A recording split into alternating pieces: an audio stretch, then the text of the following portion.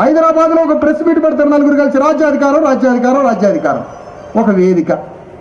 ఇంకొక వేదిక పెడితే ఈ నలుగురు పోయి అందులో పాల్గొంటారు. సాయంత్రం వరకు రాజ్యాధికారం అంటే టిఫిన్ చేసి రావడం అనుకుంటారా, చాయ్ తాగడం అనుకుంటారా? ఏంది రాజ్యాధికారం అంటే? రాజ్యాధికారం అంటే ఒక గీత గీసి ఒక భయంకరమైన త్యాగాలతో కూడి చేసే ఒక మహాయుద్ధం.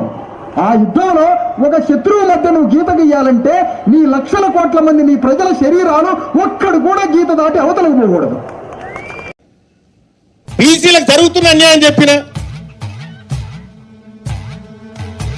మరి ఎవడు మాట్లాడాలి? నేనే కదా. నీ అయితే ఓట్లు కాదు.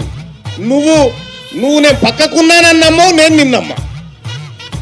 ఇలా తీన్మార్ మల్లన్న ఈ బీసీలకు శత్రువు ఎవడో గీత గీసుకుంటూ వస్తా ఉన్నాడు. గీత అవతల వాళ్ళు, గీత అవతల మనం. శత్రువు ఎవడో గీత పడ్డది. ఈ బీసీలకు శత్రువు ఎవడో ఈ 70 ఏళ్ల కాలంలో గీత పడ్డది. గీత అవతల వాళ్ళు ఉన్నారు, గీత అవతల మేమున్నాం.